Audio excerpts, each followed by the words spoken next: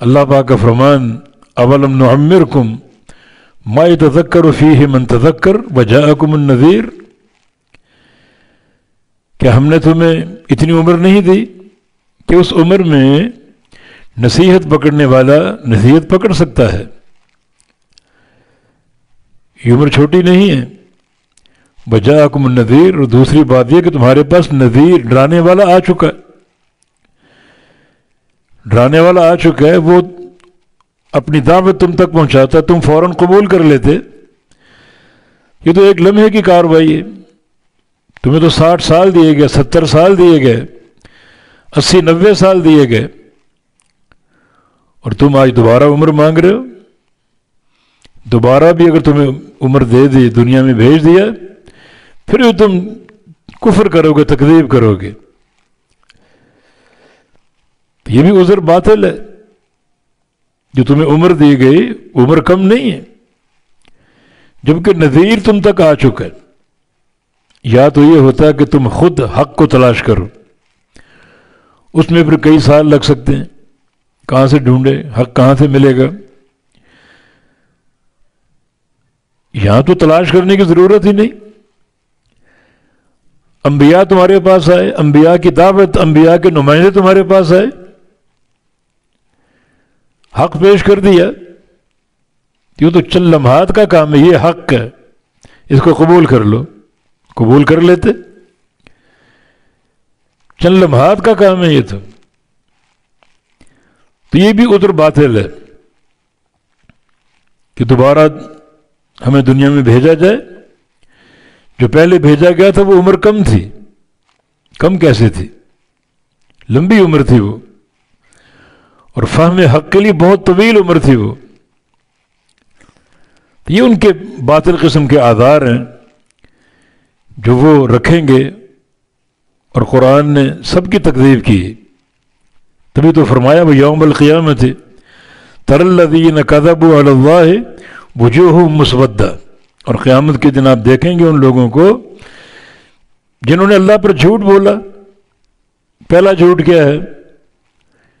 پہلا جھوٹ یہ کہ ہمیں دنیا میں عمر کم ملی، زیادہ عمر ملتی تو ہم قبول کر لیتے. دوبارہ بھیج کے دیکھ لو، دنیا قائم کر کے دیکھ لو، اب کی بار ہم قبول کر لیں گے. یہ جھوٹ ہے. عمر کم نہیں دی گئی، عمر بہت دی گئی. دوسرا جھوٹ یہ تھا کہ ہمیں اللہ نے ہدایت نہیں دی. اگر اللہ ہمیں ہدایت دے دیتا ہم متقی بن جاتے. یہ بھی جھوٹ ہے. اللہ نے اقامت حجت کی، انبیاء کی دعوت تم تک پہنچائی، جنت کا راستہ بھی بتایا اور جہنم کا راستہ بھی، تو تم نے اختیار کیوں نہیں کیا؟ ہمارے پیارے نبی نے فرمایا ما ترکت من شیء یقربکم الی الجنہ الا فقد حدثتکم بہ، میں نے تمہیں نہیں چھوڑا جب تک وہ راستہ واضح نہیں کر دیا جو جنت میں پہنچا سکتا ہے. تو راستہ بتا دیا، سمجھا دیا. جہنم کا راستہ بھی، اس راہ پر چلو کہ جہنم ملے گی، اس راہ پر چلو کہ جنت ملے گی. تو حجت تو قائم ہو چکی. تم نے مانا اور نہ مانا. جس نے مان لیا وہ متقی بن گیا، جس نے نہیں مانا وہ جہنمی بن گیا، وہ شرک اور کفر کا مرتکب ہو گیا. تو ان لوگوں کا انجام ذکر کرنے کے بعد اللہ تعالی اہل تقوی کا انجام بیان کر رہا ہے. وَيُنَجِّ اللَّهُ الَّذِينَ اتَّقَوْا، اور اللہ نجات دے گا ان لوگوں کو اتقوا جو ڈر گئے اپنے رب سے، بِمَفَازَتِهِمْ، ان کے کامیاب ہونے کی بنا پر، کہ شاباش تم پر، تم نے عقیدے کو سمجھا، توحید کو پہچانا، سنت کی معرفت حاصل کی، ہر عمل سنت کے مطابق انجام دیا. یہ تمہاری کامیابی کے اسباب ہیں. تو ایسے لوگ عذاب میں نہیں جائیں گے، ایسے لوگ نجات پا جائیں گے، جنت کے مستحق ہیں. لا یمسہم السوء ولا ہم یحزنون، نہیں چھوئے گی ان کو کوئی تکلیف یا کوئی برائی یا کوئی عذاب، انہیں نہیں چھوئے گا. یہ کامیاب لوگ ہیں. ولا ہم یحزنون، اور نہ وہ غمگین ہوں گے، نہ ان میں حزن و ملال آئے گا۔ غم ہوتا ہے گزرے ہوئے حالات کا، سب ختم، کوئی غم نہیں، اب خوشیاں ہی خوشیاں، راحتیں ہی راحتیں۔